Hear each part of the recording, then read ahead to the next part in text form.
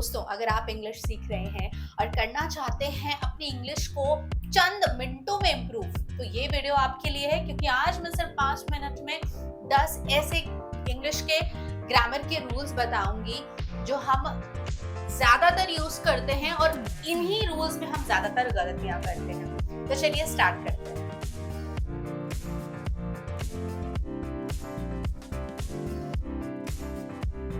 Number 1, he don't, she don't। अक्सर हम he she it के साथ do not लगाते हैं जो कि बिल्कुल गलत है। सही तरीका है he does not know English।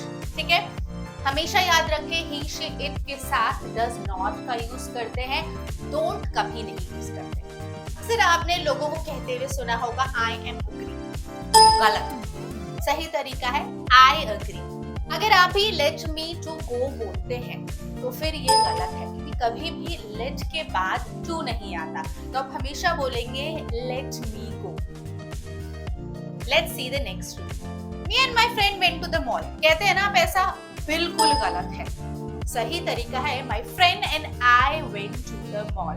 ठीक है, हमेशा याद रखें अगर दो सब्जेक्ट हैं तो हमेशा दूसरे व्यक्ति का नाम पहले आता है, ठीक है, और अपना नाम हमेशा बाद में आता है ना। अब ये वाला जो रूल है बोलते समय तो इतना रिकॉग्नाइज नहीं होता है, पर लिखते समय हमेशा ध्यान रखिए इट्स और इट्स में डिफरेंस।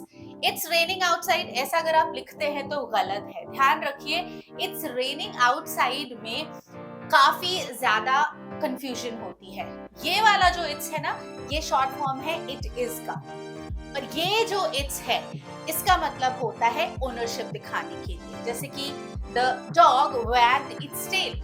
एवरीवन है तो लोग इसे प्लूरल समझ के कहते हैं एवरीवन आर हैप्पी, गलत है। एवरीवन हमेशा सिंगुलर की तरह से ट्रीट किया जाता है, इसलिए आप बोलेंगे एवरीवन इज हैप्पी।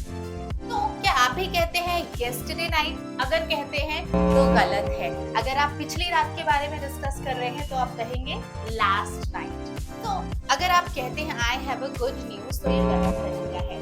सही तरीका है I have good news, क्योंकि न्यूज हमेशा अनकाउंटेबल होती है। She told to me, गलत है। She told me, हमेशा ध्यान रखें told के बाद कभी भी to नहीं लगाना है।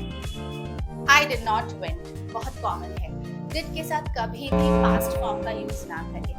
I did not go, हमेशा first form आती है।